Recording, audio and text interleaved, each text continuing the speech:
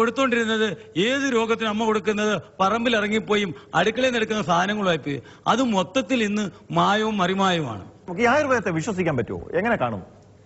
തീർച്ചയായിട്ടും ഞാൻ വിശ്വസിക്കുന്നത് എങ്ങനെയാണെന്ന് വെച്ചാൽ എന്റെ ഒരു വ്യക്തിപരമായ വിശ്വാസമാണ്. ചില പ്രത്യേക രോഗങ്ങൾക്ക് ചിലപ്പം ആയുർവേദാവും നന്നാവാം, ചില രോഗങ്ങൾക്ക് അലോപ്പതി ആയിരിക്കും നന്നാവാന്നുള്ള ഒരു വിശ്വാസം. എനിക്ക് അതിനെപ്പറ്റി ഞാൻ നേരത്തെ പറഞ്ഞു, ആധികാരികമായിട്ട് ഞാൻ പഠിച്ചിട്ടില്ലാത്തതുകൊണ്ട് അതിനെപ്പറ്റി വിമർശിക്കാനുള്ള ഒരു അവകാശം എനിക്കുണ്ടെന്ന് തോന്നുന്നില്ല. പിന്നെ വേറൊരു രസകരമായ വസ്തുത എന്ന് പറയുന്നത്, ഇപ്പം ഈ ലാബ് ടെസ്റ്റുകളെ പറ്റിയിട്ടൊക്കെ വൈദ്യരങ്ങനെ ചെയ്യേണ്ടെന്നല്ല ഞാൻ പറയണേ, ലാബ് ടെസ്റ്റുകളെ പറ്റിയിട്ട് വിമർശിക്കുന്നുണ്ട് ഇവരല്ലേ ധാരാളമായിട്ട്. പക്ഷെ ഈ ആയുർവേദക്കാര് തന്നെ ലാബ് ടെസ്റ്റുകൾ സജസ്റ്റ് ചെയ്യുകയും അതിന്റെ ആ വാല്യൂ നോക്കിയിട്ട് നമ്മൾ റിസൾട്ട് കൊടുക്കുമ്പോൾ സിഗ്നിഫിക്കന്റ് ലെവൽ കൊടുത്തിട്ടുണ്ടാവും. അപ്പൊ അത് വെച്ചിട്ട് കുഴപ്പമില്ല, ഇതിന് താഴെയാണെങ്കിൽ കുഴപ്പമില്ല, ഇതിന് മുകളിലേക്കാണെങ്കിൽ കുഴപ്പമില്ല എന്നുള്ള രീതിയിൽ അവർ എക്സ്റേ നോക്കുകയും ഈ കിട്ടുന്നവരൊക്കെ എക്സ്റേ എടുപ്പിക്കുകയും മുറിവുണ്ടോ നോക്കുകയും ഒക്കെ ചെയ്യുന്ന സംഭവങ്ങളും വിരളല്ല. അത് എങ്ങനെ കാണാൻ പറ്റുമോ? ഇപ്പൊ ഒരാളുടെ കൈ ഒടിഞ്ഞ ആളുടെ പിടിച്ചു നോക്കിയാൽ ഇതിനാണ് ഒടിവെന്ന് കൃത്യമായിട്ട് കാണാൻ പറ്റുമോ? അതിന് എക്സ്ട്രാ ആവശ്യമല്ലേ? ഇത് പണ്ടത്തെ തലമുറയല്ല. ഇപ്പം ശാസ്ത്രം നല്ലോണം പുരോഗമിച്ചതാണ്. അതിനുള്ള ആധുനിക സംവിധാനം ഇവിടെ ഉണ്ട്, അതെല്ലാം യൂസ് ചെയ്യാം. ഞാൻ ഹോളിസ്റ്റിക് സെന്ററിന്റെ സമഗ്ര ഹോളിസ്റ്റിക്കിന്റെ സംസ്ഥാന സെക്രട്ടറിമാരിൽ ഒരാളാണ്. അത് ശരി. അപ്പൊ അതിനകത്ത് ഞങ്ങൾ ഇത് എല്ലാത്തിനെയും ഒരുപോലെ മാന്യത കൊടുക്കുന്നതാണ്. ഞങ്ങൾ അലോപ്പതിക്കെതിരല്ല, ആയുർവേദത്തിനെതിരല്ല, ഹോമിയോക്കെതിരല്ല, ഒരു ചികിത്സാ സമ്പ്രദായങ്ങൾക്കെതിരല്ല. അതിനകത്ത് കള്ള നാണയങ്ങളെ തിരിച്ചറിയാനേ പറയുന്നുള്ളൂ. അതിനകത്ത് ഇപ്പൊ ഒടിഞ്ഞു, പണ്ട് പോയിട്ട് അവിടെ ആദിവാസികളുടെ അടുത്ത് പോയിട്ട് മുളയോ ഈറയോ വെച്ച് കെട്ടേണ്ട ഇപ്പോഴെ കാര്യമില്ല. അതിന് അലോപ്പതി ചെന്നേ പറ്റും. എന്റെ കാലം ഒടിഞ്ഞാൽ നാളെ എവിടെ പോവുള്ളൂ. അത് ശരി. അല്ല, അതിന്റെ അല്ല പ്രശ്നം. ഇവിടെ പ്രശ്നം ഉദ്ദേശിക്കുന്നത് ചെറിയ ചെറിയ വലിയ വലിയ രോഗങ്ങളുണ്ടല്ലോ ഇപ്പോഴത്തെ, ക്യാൻസർ പോലുള്ളതും അൾസർ, പിന്നെ തേയ്മാനം, ഇങ്ങനെയുള്ള സാധനങ്ങളില്ലേ. ഇതൊന്നും ആയുർവേദക്കാരനും മാത്രമേ, ആയുർവേദക്കാരനല്ല തനി നാട്ടുവൈദ്യന്മാർക്ക് മാത്രമേ അത് ചികിത്സിച്ച് ഭേദമാക്കാൻ പറ്റുള്ളൂ. അതിനുള്ള ഇഷ്ടം പോലെ മരുന്ന് ഇന്ന് നാട്ടിൽ കിടപ്പുണ്ട്. അതിന് ഉദാഹരണം ഞാൻ പറഞ്ഞാലേ, ലുക്കീമിയക്ക് വെറും നിസാരം ഞാൻ കൊടുക്കുന്ന മരുന്ന് പപ്പങ്ങയുടെ ഇല മാത്രം ഇടിച്ചു പിഴിഞ്ഞ നീര് 10 ml മുതൽ 15 ml വരെ 3 നേരം കൊടുത്താൽ പ്ലേറ്റ്ലെറ്റിന്റെ കൗണ്ട് സാറിന് എത്ര വേണമെങ്കിലും കൂടിത്തരും. ദിവസം 10,000 പ്ലേറ്റ്ലെറ്റിന്റെ കൗണ്ട് കൂട്ടാൻ 15 ml പപ്പങ്ങയുടെ ഇല നീര് മാത്രം മതിയെന്ന് ഇവർക്ക് രണ്ടുപേർക്കും അറിയാം. ഓരോ ദിവസം ഇരിക്കുന്ന രണ്ടുപേരും വെച്ച് ഇവിടുന്ന് ഒരു എഞ്ചിൻ ഓപ്പറേറ്റർ വന്നതാണ് ഞങ്ങളുടെ വീട്ടില്. അവിടെ വന്നിട്ട് ആദ്യത്തെ ദിവസം എന്റെ അടുത്ത് വരുമ്പോൾ അവർക്ക് 6,000 ആയിരുന്നു പ്ലേറ്റ്ലെറ്റിന്റെ കൗണ്ട്. വീട്ടിൽ വന്നിട്ട് 2 ദിവസം കഴിഞ്ഞ് ഈ പപ്പങ്ങയുടെ ഇല കൊടുത്തു. 2 ദിവസം കഴിഞ്ഞപ്പോൾ നേരെ 15,000. അത് കഴിഞ്ഞ് 2 ദിവസം കഴിഞ്ഞപ്പോ 20,000. അത് കഴിഞ്ഞ് 2 ദിവസം കഴിഞ്ഞപ്പോ 30,000. ഒരു മിനിറ്റ് സാർ, ഞാൻ മൊത്തം പറഞ്ഞു വിട്ടെ. 4ാമത്തെ പ്രാവശ്യം പോയി ടെസ്റ്റ് ചെയ്ത് ഞങ്ങളുടെ തൊട്ടയിലെ അടുത്തുള്ള ആശുപത്രിയില്ല. 4ാമത്തെ ദിവസം അവർ പറഞ്ഞു 40,000. അപ്പൊ അവരെന്താ എന്നോട് പറഞ്ഞെന്നറിയോ, വൈദ്യുതി ഇനി 2 ദിവസം കഴിയുമ്പോൾ 50,000 ആയിരിക്കും, അതുകൊണ്ട് ഞങ്ങൾ പോവാ. അതുകൊണ്ട് അങ്ങനെ അവര് കോഴിക്കോട്ടുള്ളവരാ, ചേർത്തല വന്നിട്ട് അവര് ഇത്ര സിമ്പിളായി ഈ കാര്യത്തിന് ഇത് കൊണ്ടുപോയിട്ട് നിങ്ങൾ അവിടെ കൊണ്ടുവന്ന് കീമോ ചെയ്തോ അല്ലെങ്കിൽ മജ്ജ മാറ്റിവെക്കലോ നടത്താതെ ഒന്ന് തിരക്ക നമ്മുടെ നാട്ടുവൈദ്യത്തിനകത്ത് എന്തെങ്കിലും ഉണ്ടോ എന്ന്. എന്താ അസുഖമായിരുന്നു? എന്താ അമ്മച്ചിയുടെ പേരെന്താണ്? മേരി. ഈ അസുഖം ഈ വൈദ്യുതി ചികിത്സ കൊണ്ട് മാറിയിട്ടുണ്ട്. എന്താ അസുഖമായിരുന്നു? ക്യാൻസർ ആയിരുന്നു. ഓക്കെ, ഞാൻ ഡോക്ടറിലേക്ക് വരികയാണ്. എങ്ങനെ കാണുന്നു അലോപ്പതിയില് ഈ കാര്യത്തിലൊക്കെ രോഗികളെ വേണ്ട രീതിയിൽ കാര്യങ്ങൾ അറിയിക്കാതെ ഉള്ള ഒരു തരത്തിലുള്ള രോഗിയെ കൊള്ള ചെയ്യുന്ന ഒരു അവസ്ഥ നടക്കുന്നില്ലേ? ഇപ്പൊ നമ്മൾ സംസാരിച്ചു വന്നത് ക്യാൻസറിനെ കുറിച്ചാണ്. അതെ, നാട്ടുവൈദ്യം ചികിത്സ കൊണ്ട് ക്യാൻസർ മാറിയെന്നും അലോപ്പതിയില് വേണ്ടത്ര രീതിയിൽ ചികിത്സ കിട്ടുന്നില്ല എന്നുള്ളതൊക്കെയാണ് ആരോപിക്കപ്പെട്ടത്.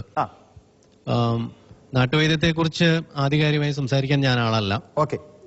അതിൽ എന്തെങ്കിലും ഗുണങ്ങൾ ഉണ്ടായിരിക്കാം, ഞാൻ നിഷേധിക്കുന്നില്ല. പക്ഷേ ആധുനിക വൈദ്യശാസ്ത്രത്തിന്റെ ഒരു വക്താവ് അല്ലെങ്കിൽ പ്രാക്ടീസ് ചെയ്യുന്ന ഒരാൾ എന്ന നിലയ്ക്ക് ഞങ്ങൾ രോഗത്തെ സമീപിക്കുന്നത് എവിഡൻസ് ബേസ്ഡ് ആയിട്ടാണ്.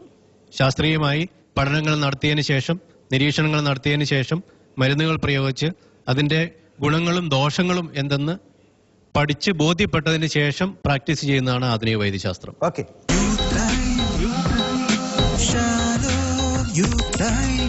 ഇപ്പോൾ കൊടുക്കുന്ന ഇതേ മരുന്ന് എത്ര വർഷം നിങ്ങൾക്ക് ആവർത്തിച്ച് കൊടുത്താൽ ഈ അസുഖം ഭേദമാകും? അതായത് അല്ലെങ്കിൽ 20 വർഷം മുമ്പോ ഇതുപോലെയുള്ള ഭേദമായിട്ടുണ്ടോ ഇതേ മരുന്ന് കൊടുത്ത് രോഗികൾക്ക്? ആയുർവേദത്തിൽ ഇത് അർബുദം എന്ന് പറയുന്ന സാധനം മഹാരോഗങ്ങളിൽ പെടുത്തിയിട്ടില്ല. ആയുർവേദത്തിനകത്ത് ക്യാൻസർ മഹാരോഗമല്ല. ആയുർവേദത്തിൽ മഹാരോഗത്തിൽ പെടുത്തിരിക്കുന്നത് 1 രാജേഷ്മാവ്, TB, 2 പൈൽസ്. ഇത് രണ്ടുമാണ് മഹാരോഗങ്ങളിൽ പെടുത്തിയിരിക്കുന്നത്. ക്യാൻസർ മഹാരോഗങ്ങളിൽ പെടുത്തിയിട്ടേ ഇല്ല ആയുർവേദം. അതിന് ഏത് വിദ്യതികളായിരിക്കും, അർബുദങ്ങളായാലും അതിന് നിസാര മരുന്നുകൾ ഈ ആയുർവേദത്തിൽ പറഞ്ഞിട്ടുണ്ട്. ഏത് സാധനം ചോദിച്ചു നോക്കൂ, അതിന് ഓരോന്നിനും ഓരോ പേരുകളായിരുന്നു അവിടെ കൊടുത്തിരുന്നത്. കണ്ടമാല, വായ്പുണ്ണ്, കുടലിനകത്ത് ഇപ്പൊ പണ്ടെന്ന് പറഞ്ഞാൽ കുടലിൽ അൾസർ വരെ ആയാൽ പോലും പെപ്റ്റിക് അൾസർ ആയാൽ മാത്രമേ അതിനെ ക്യാൻസറിന് വേണ്ടി ബയോപ്സിക്ക് പാടുള്ളൂ. ഇപ്പൊ ഒരു അൾസറും കൊണ്ട് പോയാൽ പോലും അത് ബയോപ്സി കയറി വിട്ടുകയാണ്. അത് നിസാരമായ മരുന്നുകൾ കൊണ്ട് മാറ്റിയെടുക്കാവുന്ന കാര്യങ്ങൾ നാട്ടുവൈദ്യത്തിൽ. പക്ഷേ ഇന്നും ആളുകൾക്ക് പൂർണ്ണമായിട്ട് ഇതിൽ വിശ്വാസം വന്നിരുന്നെങ്കിൽ ആളുകൾ ഈ അലോപ്പതിയിലേക്ക് പോവില്ലായിരുന്നല്ലോ. അതിന് കാരണം ഇതിനെ സമർത്ഥിച്ച് തെളിയിച്ച് കാണിക്കാൻ പറ്റാത്ത അവസ്ഥയിലാക്കി പഴയ വൈദ്യന്മാരെല്ലാം അവരുടെ കൂട്ടത്തിൽ കൂടി ഇത് അവരുടെ കുലത്തോടു കൂടി അങ്ങ് തീരുക. അവര് വേറെ ആൾക്കാർക്ക് കൈമാറുന്നില്ലായിരുന്നു. ഇന്ന് അലോപ്പതി മരുന്നുകളെക്കാൾ അപകടകരമാണ് ഇന്നത്തെ ആയുർവേദ മരുന്നുകൾ എന്നും പറയേണ്ടി വരുന്നു. കാരണം രണ്ടും ഉപയോഗിക്കുന്ന ഒരേ കെമിക്കൽ തന്നെയാണ് മിക്കവാറും ആയുർവേദ ഗുളികൾ. അതിനൊന്നൊരു ഉദാഹരണം പറഞ്ഞു സർ. കൊട്ടൻ ചുക്കാതി എന്ന് പറയുന്ന സാധനം ഇന്ന് കൊട്ടൻ കേരളത്തിൽ നിരോധിച്ചതാണ്. പിന്നെ എങ്ങനെ സാർ കൊട്ടൻ ചുക്കാതി ഉണ്ടാകണേ? യെസ്, അതാണ് ഏറ്റവും ബെസ്റ്റ്. കസ്തൂരാതി ഗുളിക മാനിന്റെ അയലത്തൂടെ പോയി കഴിഞ്ഞാൽ ജയിലിൽ പിടിച്ചിടും. 10,000-കണക്കിന് മാനെ കൊല്ലുമ്പോഴാണ് ഒരു മാനിനകത്തൊരു ശകലം കസ്തൂരി കാണുന്നത്. അത് അന്താരാഷ്ട്ര മാർക്കറ്റ് 1,00,000 രൂപ വിലയാ ഒരു ഗ്രാമിന്. ആ കസ്തൂരാതി ഗുളിക ടെണ്ണ് കണക്കിനിട്ട് വിൽക്കുക. എവിടെ നിന്നാണ് വരുന്നത്? തീർച്ചയായിട്ടും. അപ്പോൾ ഇതൊക്കെ തന്നെ ഇതിന്റെ അകത്തേക്ക് തട്ടിപ്പ് വളരെ കൃത്യമായിട്ട് മനസ്സിലാവും. അല്ല, തട്ടിപ്പല്ല. വേണ്ട, ദശമൂലാഷ്ട കേട്ടിട്ടുണ്ട്. ദശമൂലാഷ്ടത്തിനകത്ത് ദശമൂലം എന്ന് പറഞ്ഞ 72 കൂട്ടം ഐറ്റങ്ങളാണ്. ആ ദശമൂലാഷ്ടത്തിനകത്ത് കൂവളം, കുമ്പിള്, പാതിരി, പലകപ്പയ്യാനി, മൂഞ്ഞ, ഓരില, മൂവില, ചെറുവഴുതന, വെൺവഴുതന, ഞെരിഞ്ഞില്. അതില് വെൺവഴുതനെയും ചെറുവഴുതനെയും കണ്ടിട്ടുള്ള വൈദ്യന്മാർ പോലും ഒരു ഡോക്ടർ പോലും ഇല്ല. ഇത് കണ്ടിട്ടുള്ള ഈ സാധനം നാട്ടിലില്ല. പിന്നെ എങ്ങനെയാ ഈ ദശമൂലാഷ്ടം ഉണ്ടാകുന്നത്? മോഹൻ വൈദ്യരെടുത്ത് ഈ സാധനമൊക്കെ ഉണ്ടോ? ഇല്ല, ഞാൻ ഉണ്ടാക്കുന്നില്ല. അതുകൊണ്ട് ഇത് അവകാശപ്പെടുന്നുമില്ല. ഇല്ല. മധ്യ ഉപരിവർഗ കുടുംബങ്ങളിൽപ്പെട്ട ഒരു കുട്ടിയെ ഇന്ന് ഡോക്ടറോ എഞ്ചിനീയറോ ആക്കണമെങ്കിൽ അവരുടെ പേരന്റ്സിന്റെ കയ്യിലെ ക്യാഷ് നോക്കിയിട്ട് അവർ ചെയ്യുന്നത്. ഈ കുട്ടിയുടെ അഭിപ്രായം എന്താണെന്നോ അല്ലെങ്കിൽ ഈ കുട്ടിയുടെ എബിലിറ്റി എന്താണെന്നോ അവർ നോക്കുന്നില്ല. എന്റെ കുട്ടി ഡോക്ടർ ഓർ എഞ്ചിനീയർ ആ ഒരു ലാബിൽ കിട്ടാൻ വേണ്ടിയിട്ട് മാത്രം എന്തും ചെയ്യാൻ ഈ പാരന്റ്സ് റെഡിയാ. പൈസ ഉണ്ടെങ്കിൽ ഈ കുട്ടിയെ അഡ്മിറ്റ് ചെയ്യുന്നു, അവനൊരു ഡോക്ടറായി പുറത്തു വരുന്നു. അപ്പം ഈ ചെലവാക്കി പൈസ തിരിച്ചു കിട്ടണമെങ്കിൽ അവന് ഏതെങ്കിലും ഈ ചികിത്സിച്ച് ഈ ഗവൺമെന്റ് ഹോസ്പിറ്റലിൽ നിൽക്കുന്ന പേയ്മെന്റ് കൊണ്ട് മാത്രം ഇയാൾ ചെലവാക്കിയ പൈസ ഈ ഒരു സർവീസ് കാലം കൊണ്ട് തിരിച്ചു കിട്ടണമെന്നില്ല. അതാണ് ഒരു പരിധി വരെ ഈ ആരോഗ്യ മേഖലയിൽ ഈ രോഗഗ്രസ്തമാകാനുള്ള കാരണം. ഓക്കെ, ആരോഗ്യരംഗത്തെ രോഗഗ്രസ്തമാവുന്നതിന് ഒരു കാരണമായിട്ട് പറയുന്നത് ഒരുപാട് പേര് താല്പര്യമില്ലാത്ത ഡോക്ടർമാരാണ്. എനിക്ക് ഡോക്ടർ വിൻസെന്റിലേക്ക് ആ വിഷയത്തിലേ വരുന്നുണ്ട്. അങ്ങനെ ഒരു സംഭവം നമ്മുടെ ഈ കേരളത്തിലും സംഭവിക്കുന്നുണ്ട്. അത് ഒരുപാട് മാനസിക പ്രശ്നങ്ങൾ ഉണ്ടാകുന്നുണ്ട്. അങ്ങനെ വല്ല കേസുകളുമായിട്ട് ബന്ധമുണ്ട്?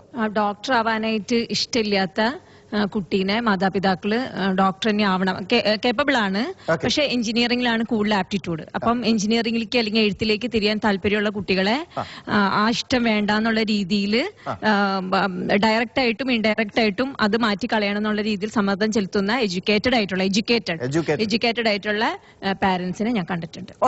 ഞാൻ നിങ്ങളിലേക്ക് വരികയാണ്. പണ്ടൊക്കെ ഒരു വൈദ്യനും രോഗിയും തമ്മിലൊരു ബന്ധമുണ്ടായിരുന്നു. ഒരു പക്ഷേ ഒരു വളരെ ഒരു അപ്പനും മകനും തമ്മിലൊരു ബന്ധം പോലത്തെ ഒരു ബന്ധമുണ്ടായിരുന്നു. എന്നാൽ ഇന്ന് ആ ബന്ധമെല്ലാം നശിച്ച് ഏകദേശം ഒരു കസ്റ്റമറും അതുപോലെ തന്നെ ഒരു സാധനം വിൽക്കുന്നയാളും തമ്മിലുള്ള ഒരു ബന്ധം മാത്രമേ ഇന്നുള്ളൂ. എങ്ങനെ കാണുന്നു? യെസ്, ശരിയല്ലേ? ശരിയാണ്. ഇപ്പം ഡോക്ടറും ഒരു രോഗിയും തമ്മിൽ പണ്ടുള്ള ഒരു ആത്മബന്ധം ഇല്ലേ, അതിപ്പോ ഇല്ല. ഇപ്പൊ ഇങ്ങനെ ഒരു രോഗി ഡോക്ടറെ അടുത്ത് വരികയാണെങ്കിൽ ഡോക്ടറെ എനിക്ക് എന്ന് പറയുമ്പോഴേക്കും ഡോക്ടറിന്റെ അതിനുള്ള മരുന്ന് എഴുതി കൊടുത്തിട്ടുണ്ടാവും. അപ്പൊ എനിക്ക് പേര് കുറിച്ചിട്ടുണ്ടാവും. ഇതില് നോക്കുകയാണെങ്കിൽ അലോപ്പതിനേക്കാളും കൂടുതൽ മോഹൻ സർ പറഞ്ഞിട്ടുണ്ടായിരുന്നു നാട്ടുവൈദ്യത്തിൽ ഞങ്ങൾ ഫസ്റ്റില് മനസ്സാണ് നോക്കുന്നതെന്ന്. അപ്പോ അതില് മനസ്സിലൂടെ പിന്നെ രോഗം മാറ്റുന്നതിലാണ് ഏറ്റവും ഉചിതമാണെന്ന് എനിക്ക് തോന്നുന്നത്. ഇതുവരെ എന്ത് മരുന്ന് ഉപയോഗിച്ചുകൊണ്ടിരുന്നത്? ഞാന് പിന്നെ ചെറിയ പനി, ചെറിയ ജലദോഷം അങ്ങനെയൊക്കെ അലോപ്പതിയായിരുന്നു ഞാൻ ഉപയോഗിച്ചിരുന്നത്. പക്ഷെ അത് നമുക്ക് പെട്ടെന്ന് മാറേണ്ടിട്ടാണ് നമ്മൾ യൂസ് ചെയ്തിരുന്നത് ഇതുവരെ. പക്ഷെ നാട്ടുവൈദ്യം ഉപയോഗിച്ചു കഴിഞ്ഞാൽ അതിന്റെ പാർശ്വഫലങ്ങൾ കുറയും എനിക്ക് തോന്നുന്നു. ഡോക്ടർ വിൻസെന്റ്, താങ്കളുടെ ഒരു ക്ലയന്റ് ഇപ്പോൾ അലോപ്പതിയിൽ നിന്ന് കാലുമാറിയിരിക്കുന്നു, നേരെ നാട്ടുവൈദ്യത്തിലേക്ക് പോയിരിക്കുന്നു. യെസ്, എന്തുവാകട്ടെ, പക്ഷെ ഒരു വളരെ പ്രധാനപ്പെട്ട ഒരു കാര്യം ഇവിടെ ഉള്ളത്, ഡോക്ടറും രോഗിയും തമ്മിലുള്ള ഒരു ആത്മബന്ധമുണ്ടായിരുന്നു. യഥാർത്ഥത്തിൽ രോഗിയെ സുഖപ്പെടുത്തുന്ന പ്രധാനപ്പെട്ട ഘടകം മരുന്നിനേക്കാൾ ഉപരി ഡോക്ടറുടെ വൈദ്യരുടെ സ്പർശനമാണ് എന്ന് പോലും നമ്മുടെ കാരണവന്മാർ പറഞ്ഞിരുന്നു. ഇന്ന് നഷ്ടപ്പെട്ടിട്ടില്ലേ? ഇപ്പോഴുള്ള രോഗികളുടെ 70% കൈകാര്യം ചെയ്യുന്നത് ആധുനിക വൈദ്യശാസ്ത്രമാണ്, മോഡേൺ മെഡിസിനാണ്. ബാക്കി 30% മാത്രമേ മറ്റു വൈദ്യശാസ്ത്ര ശാഖകളിലുള്ള ആളുകൾ കൈകാര്യം ചെയ്യുന്നുള്ളൂ. അതുകൊണ്ട് തന്നെ ഒരു മോഡേൺ മെഡിസിൻ പ്രാക്ടീസ് ചെയ്യുന്ന ഡോക്ടർക്ക് അലോപ്പതി എന്ന ടേം ഞാൻ ഉപേക്ഷിക്കുകയാണ്. ഞങ്ങളുടെ ഇതിൽ അലോപ്പതി എന്ന് ഉപയോഗിക്കരുതെന്ന് തന്നെയാണ് പറയുന്നത്. മോഡേൺ മെഡിസിൻ പ്രാക്ടീസ് ചെയ്യുന്ന ഡോക്ടർക്ക് വർക്ക് ലോഡ് കൂടുതലായിരിക്കും തീർച്ചയായിട്ടും.